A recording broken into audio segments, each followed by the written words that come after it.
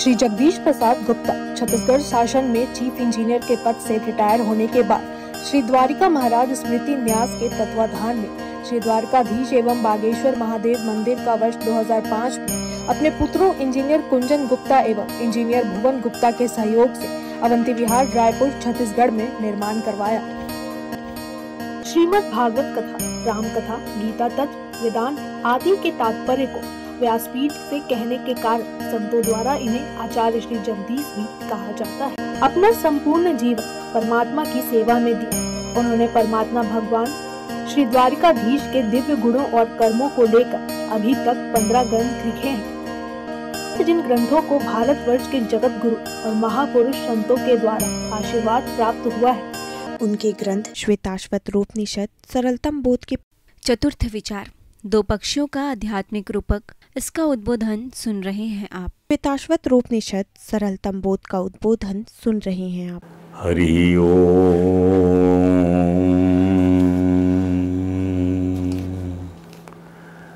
समं प्रशांतं सुमुखं दीर्घचारु चतुर्भुजम् सुंदर चारुग्रीवं सुकपोलं शुचिस्मितं समान कर्ण विन्यस्त स्फुरन्मकराकृतकुण्डलं हेमाम्बरं घनश्यामं श्रीवत्सांग श्रीनिकेतनं शंख चक्र गदा पद्म वनमाला विभूषितं नूपुरै विलसित पादं कौस्तुभ प्रभयायुतं द्युमत किरीट कटिसूत्रांगयु सर्वांग मनोहरं हृदं कृपा प्रसादेशनम् सर्वां सुकुमारम् अभिध्यायेत सर्वांगेषु मनो दधत् सच्चिदानंदरूपाय विश्वोत्पत्त्यादिहेतवे तापत्रय विनाशाय श्रीकृष्णाय वयं नुमः। तप्त कांचन गौरांगी राधे वृंदावनेश्वरी वृषभानुसुते देवी प्रणमामि हरि प्रिये। गुरुर्ब्रह्मा गुरुर्विष्णु गुरुदेवो महेश्वर गुरुर्साक्षात् परं ब्रह्म तस्मै श्री गुरुवे नमः। हरे राम राम राम हरे हरे, हरे कृष्ण कृष्ण कृष्ण हरे हरे। बोलिए परात्पर प्रभु त्रिलोकीनाथ भक्तवांछा कल्पतरु भक्तवत्सल कृपावत्सल शरणागत वत्सल भगवान श्री द्वारकाधीश महाराज कीजिए, भगवान श्री बांके बिहारी लाल कीजिए, भगवान श्री रास बिहारी लाल कीजिए, भगवान श्री राधा दामोदर नाथ कीजिए, श्री सद्गुरु भगवान कीजिए, समस्त गुरु भगवान कीजिए, श्री चैतन्य महाप्रभु जी महाराज की जय, देवर्षि नारद जी महाराज कीजिए, भगवान श्री व्यास जी महाराज कीजिए, परम भागवत भगवान श्री सुखदेव जी महाराज की जय। जय श्री राधे, जय जय श्री श्याम।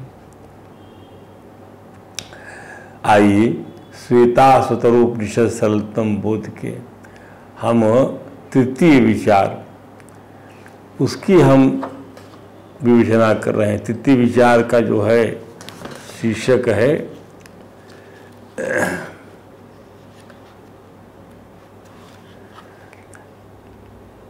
रुद्र रूप सर्व कारण परमेश्वर। अब उसमें तीसरा जो अध्याय है श्वेताश्वतरोपनिषद का, उसका जो 18वां मंत्र है वो इस संदर्भ में कहा गया है श्वेताश्वर ऋषि के द्वारा। क्या है वह मंत्र? ओम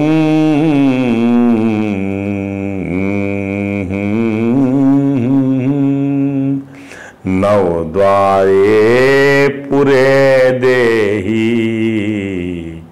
हंसो लेलायते वही। वशी सर्वस्य लोकस्य स्थावरस्याचरस्याचा।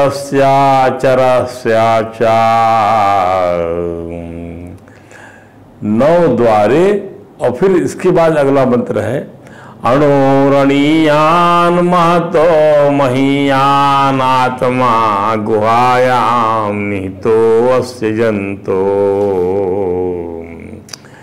तम क्रतुम पश्यति वीत शोको धातु प्रसादात महिमानमीशम वेदाहमेतम अजरम पुराणम सर्वात्मानं सर्वगतं विभूतात् जन्म निरोधम प्रवदन्ति यस्य ब्रह्मवादिनो हि प्रवदन्ति नित्यम।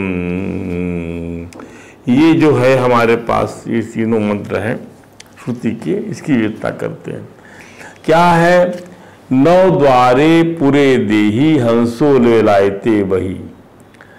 सर्वस्य संपूर्ण स्थावरस्य चरस्य च, संपूर्ण सर्वस्य स्थावर चरस्य च, संपूर्ण स्थावर और जंगम जगत को, चर अचर जगत को वश में रखने वाला वसीचरस्य, वसीचरस्य सर्वस्य स्थावरस्य चरस्य, वसी है, वश में रखने वाला है। वह हंस है, वह हंसा सा हंसा 9 द्वारे पुरु, ये 9 द्वार वाले शरीर रूपी शरीर में वह देही है। शरीर रूपी इस देह में देही बनकर रहता है, आत्मा बनकर रहता है, जीवात्मा बनकर रहता है। 9 द्वारे पुरु देही वही लीलाते, बाह्य जगत में भी वही लीला कर रहा है। वह परमात्मा जो यहाँ रहता है वही बाह्य जगत में लीला कर रहा है। अब इसको आप समझिए, इसको श्रीमद् भागवत में एक मंत्र है जो भगवान नारायण की स्तुति करते हुए ध्रुव ने कहा है, बड़ा सुंदर मंत्र है।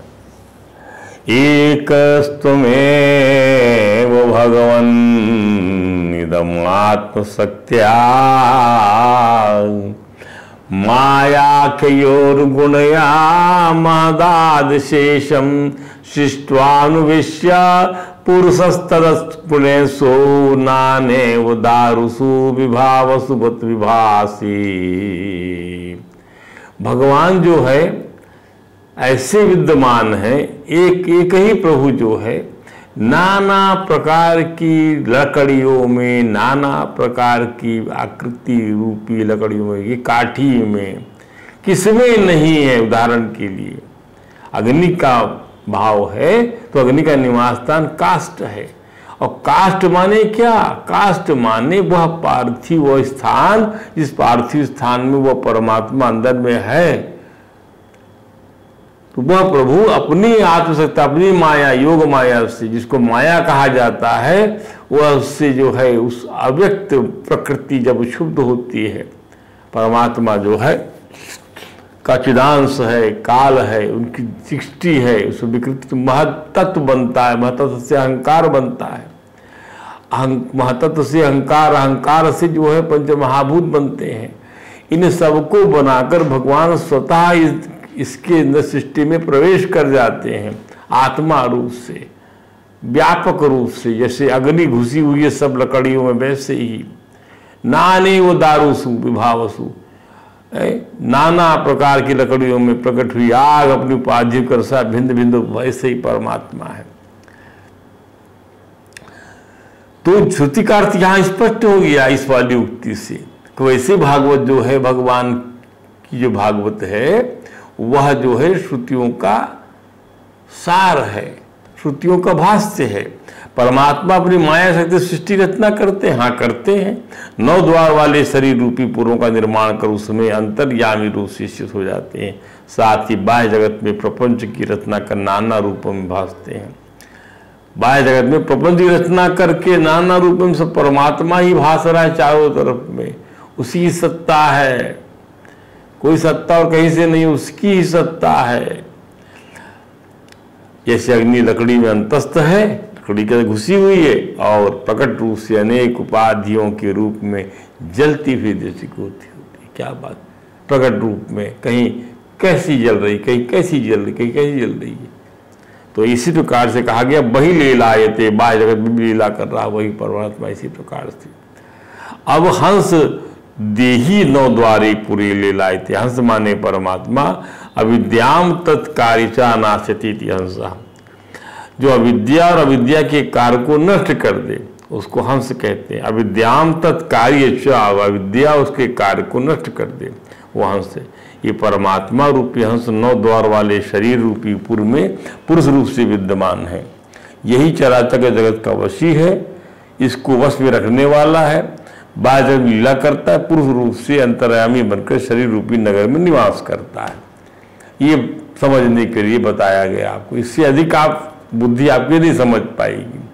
ये आप समझ लीजिए, श्रद्धा रखिए इस बात समझने के लिए। अब वह परमात्मा अणुरणीयान मातो महियान, अणुरणीयान माने सूक्ष्म, अणु माने सूक्ष्म से भी अति सूक्ष्म है, तथा महता महियान बड़े से भी बहुत बड़ा है। आत्मा अस जंतु, परमात्मा इस जीव की हृदय रूपी गुहा में छुपा हुआ है।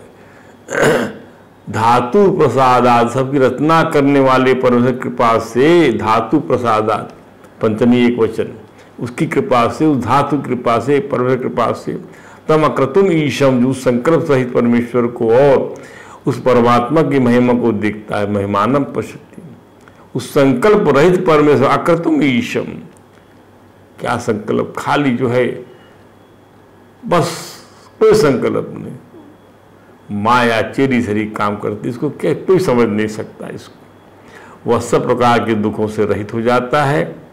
वेद के रहस्य का वर्णन करने वाले महापुरुष जो ब्रह्मवादी हैं, जिसके जन्म का भाव बताते माने उससे अजन्मा कहते हैं उस परमात्मा को, तथा जिसको नित्य बतलाते हैं वह व्यापक होने के कारण सर्वत्र विद्यमान, सबके आत्मा, जरा मृत्यु आदि विकारों से रहित पुराण पुरुष परमेश्वर को अहम वेद मैं जानता हूँ। हमारे ग्रंथ कठोपनिषद सरलतम बोध में इस मंत्र की रचना की गई है। यह मंत्र कठोपनिषद के अध्याय 1 की वल्ली 2 में 20 नंबर का पर अंकित है। इस जीवात्मा के हृदय रूप गुहा में रहने वाला परमात्मा सूक्ष्म से अति सूक्ष्म और महान से भी महान है। परमात्मा की इस महिमा को कोई कामना रहित और चिंता रहित कोई बिरला साधक ही सर्वाधार परम परमेश्वर कृपा से ही देख पाता है। दूसरे शब्दों में अणु से भी असूक्ष्म, महान से भी महत्तर आत्म प्राणी की हृदय रूप गुफा में विहित है। जब मनुष्य अपने आप को कामादि संकल्पों से मुक्ति एवं शोक से रहित कर लेता है, तब वह उसका दर्शन करता है। मानसिक उस प्रभु का, मानसिक प्रवृत्तियों की शुद्धि के प्रसाद से वह आसत्ता की महिमा का दर्शन करता है। अब इस मंत्र की व्याख्या में हम अपनी बुद्धि से, जैसी बुद्धि है, यह समझेंगे कि आत्मा अति सूक्ष्म परमाणु रूप है और अति महान आकाश शरीर का है। इसकी सुरक्षता को संदर्भ समझाते हैं। समझिए कि बड़े से बड़ा भी वही है और छोटे से छोटा भी वही, सरल शब्दों में। इसमें यह नहीं कि तत्व दृष्टि से महतो महियान और व्यवहार दृष्टि से अणुरणीयान, व्यवहार में भी महत्व महियान है और अस्तु वह परमात्मा महान से भी महान, अणु से भी अणु है। उसका अर्थ यह है कि अणुत्व और महत्व दो गुण है, उन दोनों गुणों से वह न्यारा है, इससे वधता नहीं है, इन दोनों गुणों से न्यारा है, विलक्षण है वो। आप उसको यहां देखेंगे तो नहीं समझ सकते कि इतना ही महान होगा, इतना विराट होगा, और वहां देखें तो कहने से इतना छोटा से होगा। ध्यान दीजिए, तो छोटे से, तो इन दोनों गुणों से वो न्यारा है। छोटे से छोटा भी है, अर्थात जो छोटे की सीमा है उसको पार किए हुए है। सुदामा के पैरों को अपने आंसू से धो देता है, इतना छोटा बन जाता है, अपने दांतों से उसके सुदामा जी के पैर के कांटे निकाल देता है और बड़े से बड़ा इतना है कि सर के पारिजात को मृत्यु लोक में लाकर लगा देता है। 2 पैरों 3 लोक नाप लेता है, अर्थात जो बड़प्पन की सीमा है उसको भी पार किए हुए है। बड़प्पन की सीमा कितना नाप सकते हो आप? 2 पैरों में वो नाप लिया जो आप कल्पना नहीं कर सकते। परमात्मा ने इसको करके बताया है, उनका दर्शन ही तो परमात्मा तत्व है। और क्या, संतों से जब पूछा गया कि एक ही वस्तु अणु जैसी शुद्धतम होने से और आकाश जैसी विराट होवे, ऐसा कैसे? इसका उत्तर दिया संतों ने कि आत्म तत्व जिस वस्तु के रूप में भासता है ना, उसी शरीर का भासता है। आत्म तत्व इस वस्तु के रूप में भासता है ना, उसी शरीर का भासता है। अणु तो वही भास रहा है और महत्व वही भास रहा है।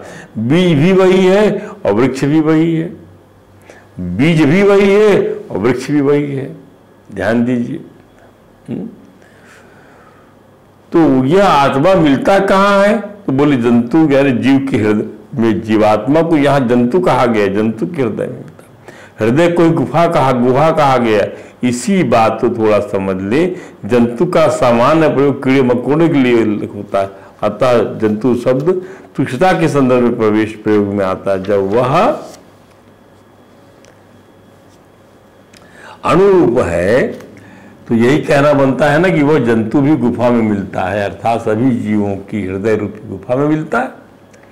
तो बोले हाँ, सभी प्राणियों गुफा में ही वह स्थित है। क्या कभी आता है, कभी जाता है? अरे नहीं, वह तो उपलब्ध है, निहिता है। हृदय रूपी गुफा उसका निधान है, उसके रहने की जगह है। लोग कहते हैं कि क्यों झूठ बोलते हैं?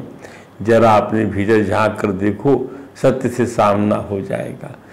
इसलिए संत लोग कहते हैं कि परमात्मा को ढूंढने क्यों जाते हो? वह तो तुम्हारे हृदय रूपी गुहा में बैठा है। हृदय रूपी गुहा में ही क्यों? इसलिए कि सुसुप्ति अवस्था में सो जाने पर जब जीव की सारी वृत्तियां शांत हो जाती हैं तो कौन बताता है कि जीव सुख से सोया था? तो बताता है वही परमात्मा है। श्रीमद् भागवत में योगेश्वर महाराज पिपलायन ने राजा राजा निमि को बताया कि परम परमात्मा जो कि नारायण नाम से जाना जाता है, उसका स्वरूप यही है कि वही हृदय में रहकर सभी वृत्तियों के शांत होने पर जीवन को सुख से सोने की स्मृति करा देता है। जीव को सुख से सोने की स्मृति कराता, जीव को अपने होने का, हृदय में रहने का अनुभव करा देता है। योगेश्वर पिपलायन का पूरा मत इस प्रकार है।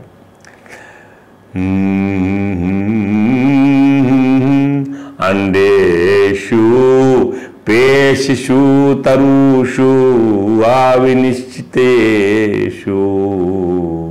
प्राणो हि जीवम उपधावति तत्र तत्र सन्नेन्द्रिये गणे अहमे चा प्रसुप्ते कूटस्थ आशयमृते तदनुस्मृति नाम।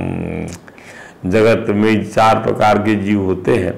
अंडा फोड़कर पैदा होने वाले अंडज, और पक्षी, सांप आदि नाल में बंधे होने वाले पशु मनुष्य पेशिशु, और धरती फोड़कर निकलने वाले वृक्ष वनस्पति, अपनिश्चित पसीने से उत्पन्न होने वाले खटमल आदि अविनिश्चित प्राणी। इन सभी जीव शरीरों में प्राण शक्ति, प्राण भी जीवम उपधावत, जीव के पीछे लगी है प्राण शक्ति। सन्नेन्द्रिय गणे अहमी च प्रसुप्ते, शरीरों के भिन्न भिन्न होने पर भी प्राण एक ही रहता है।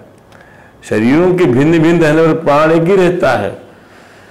सब सांस लेते हैं धौकनी शरीर, सब छोड़ते हैं तो प्राण शक्ति लगी सब में एक शरीर की।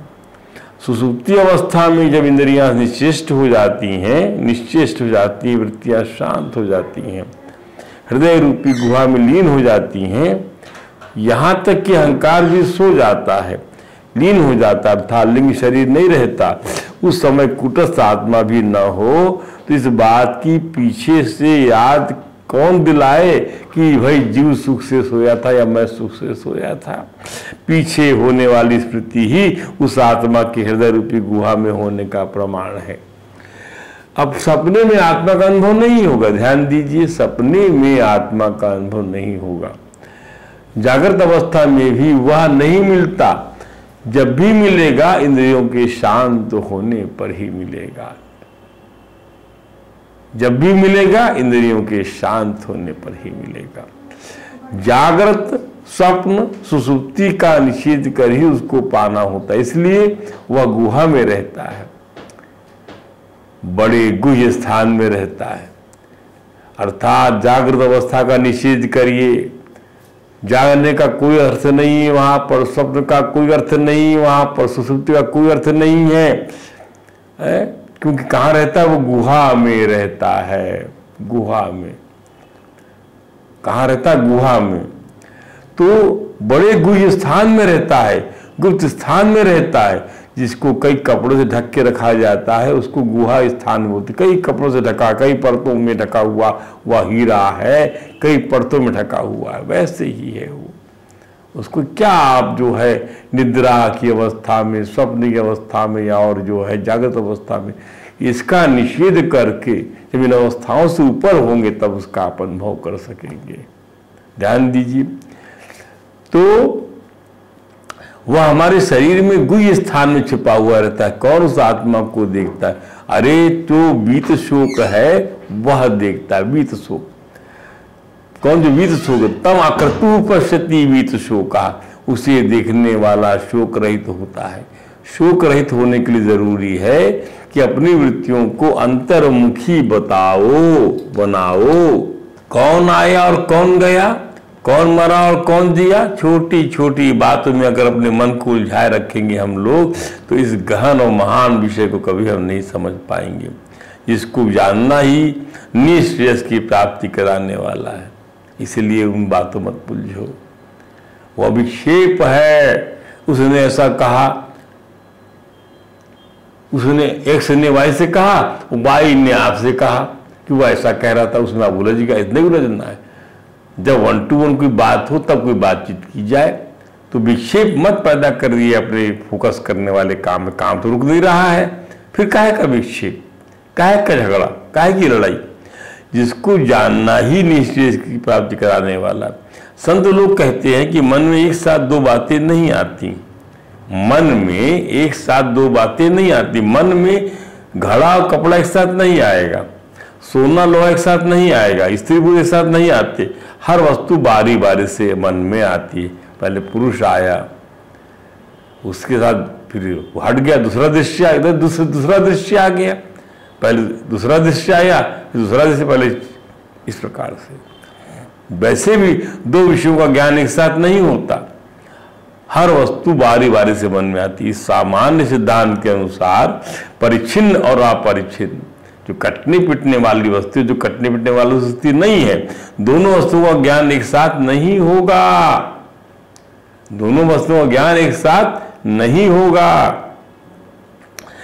आपको ये समझना पड़ेगा, सब वस्तु जो है ब्रह्म है, तो कोई कटने पिटने वाली वस्तु नहीं है।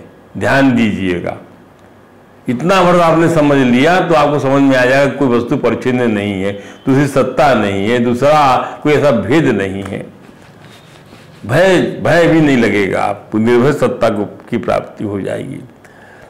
परिच्छिन्नता से वृत्ति हटेगी तभी विराग उत्पन्न हुआ, ऐसा माना जाएगा। अतः परिच्छिन्न में राग द्वेष है।